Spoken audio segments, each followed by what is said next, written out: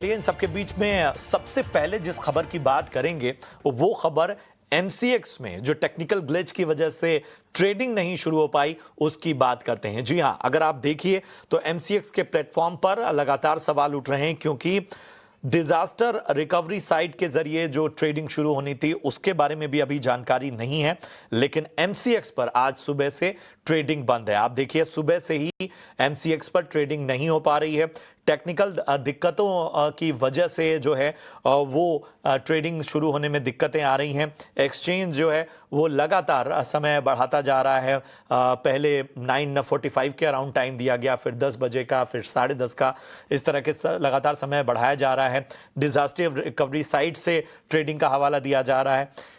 Members जो हैं वो लॉगिन तक नहीं कर पा रहे हैं एमसीएक्स पर। पिछले कुछ समय से ट्रेडिंग की इस तरह की जो दिक्कतें हैं वो लगातार बढ़ती हुई नजर आ रही हैं। अब आपको बता देते हैं कि आखिर जो ट्रेडिंग की दिक्कतें हैं वो किस तरह से प्लेटफॉर्म पर सवाल उठा रही हैं। पिछली बार मेंबर्स को गलत फाइल भी भेजी गई थी। पिछले कई महीनों से मेंबर्स को जो है वो एमसीएक्स में ट्रेडिंग में कुछ ना कुछ समस्याएं आ रही हैं। एनएससी और एनसीडीएक्स का टेक्नोलॉजी पार्टनर भी टीसीएस है, फिर भी एमसीएक्स के साथ इस तरह की दिक्कतें हैं। एमसीएक्स के ब्रॉडबैंड को लेकर भी तमाम सवाल उठ रहे हैं और इस खबर पे भी हमारी नज़र रहेगी। फिलहाल अपने एक्सपर्ट की तरफ भी जुड़ेंगे और लेकिन इस वक्त हम बता दें सीपीएआई के प्रेसिडेंट राकेश जैन साहब जुड़ चुके हैं हमारे साथ। राकेश जी, बहुत बहुत स्वागत, शुक्रिया अपना समय आपने दिया।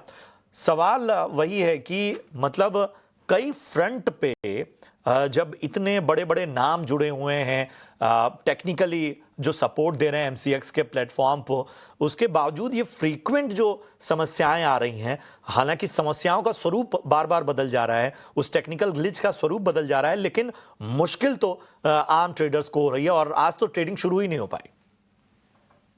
हाँ, बिल्कुल सच कहा आपने पांडे जी। ट्रेडिंग आज बिल्कुल अभी तक शुरू नहीं हो पाई है। अभी उम्मीद है कि बहुत जल्दी शुरू हो जाएगी।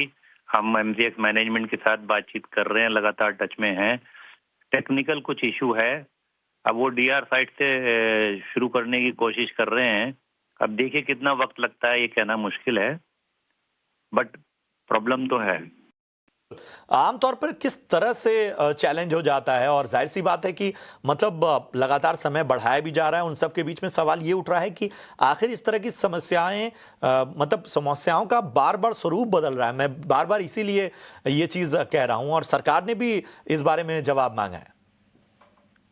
हाँ पंडित जी, टेक्निकल इशू है, हम भी खुद समझ नहीं पा रहे हैं। काफी टाइम से इशू चल रहा है और लगातार सीपीआई कोशिश करती रही है, कर रही है मैनेजमेंट के साथ कि भाई ये इशू नहीं आने चाहिए। अब टेक्निकल इशू किस कारणों से आ रहा है इसके बारे में अभी तक पूरी तरह से पता नहीं लग पाया। ये तो एमसीएक्स ही इसके बारे में ज्यादा बता सकता है, बट परेशानी जरूर है, कोई डाउट नहीं है। पार्टिसिपेंट्स को भी, क्लाइंटों को भी मार्केट ना चलने से बहुत दिक्कत है और ये रिजोल्व होना ही चाहिए। बिल्कुल, आप रिजॉल्व होना चाहिए। ये जो डिजास्टर रिकवरी साइड से जो खासतौर पे ट्रेडिंग शुरू होने की बात होती है, क्या औसतन इतना समय लगता है उसमें? लगता तो नहीं है, बट पता नहीं क्या टेक्निकल इशू है। देखिए, ये तो एमसीएक्स ही बता सकता है। हम बात कर रहे हैं तो वो बार बार यही कह रहे हैं कि भी टेक्निकल इशू है, बहुत जल्दी शुरू हो जाएगा, बहुत जल्दी रिजोल्व हो जाएगा। अब उसके पीछे क्या कारण है, इस पे कुछ कहना हमारे लिए जायज नहीं लग रहा है। हमें पता नहीं है कि क्या इश्यूज हैं। बिल्कुल, फिर भी जो तमाम स्टेक होल्डर्स हैं, तमाम आप सभी जो बातचीत करें, किस तरह की रिकमेंडेशंस होती हैं, किस तरह के सुझाव और ज्यादा बेहतर? मतलब देखिए, टेक्नोलॉजी की दुनिया में चैलेंजेस आते हैं, लेकिन अब चीजें अपग्रेड हो रही हैं। बिल्कुल, आपने सही कहा। टेक्नोलॉजी में प्रॉब्लम आती है, लेकिन इतनी प्रॉब्लम नहीं आती है और काफी समय से एमसीएक्स में प्रॉब्लम चल रहा है, तो ये अब तक रिजोल्व हो जाना चाहिए था। अब इसके पीछे क्या कारण है, एमसीएक्स का अपना इशू है या किसी और का है, टीसीएस जुड़ा हुआ है उसका है, अब इस बारे में कुछ भी कहना मुश्किल है। इसके बारे में एमसीएक्स ही कुछ कमेंट कर सकता है। चलिए, ठीक है, thank you so much Rakesh ji, अपना समय दिया आपने। और सबसे अच्छी बात है कि इस बात को आप स्वीकार कर रहे हैं कि ये जो समस्याएं हैं वो बनी हुई हैं, लंबे वक्त से बनी हुई हैं। एमसीएक्स को कहीं ना कहीं सामने आकर बहुत स्पष्ट तौर पर इनको रिजॉल्व करना होगा, इसके बारे में एक ट्रांसपेरेंसी लानी होगी, क्योंकि नुकसान जो है वो आम ट्रेडर्स का हो रहा है और ट्रेडिंग शुरू ना हो पाना या डिजास्टर रिकवरी से साइड से भी ट्रेडिंग जो है वो उसमें इतना समय लगना, ये बहुत सारे प्रश्न उठाता है। सरकार ने भी जवाब मांगा है। अब देखते हैं कि इस समस्या पर आखिर क्या जवाब आता है। हमारी नजर भी इस खबर पर लगातार बनी हुई है। चलिए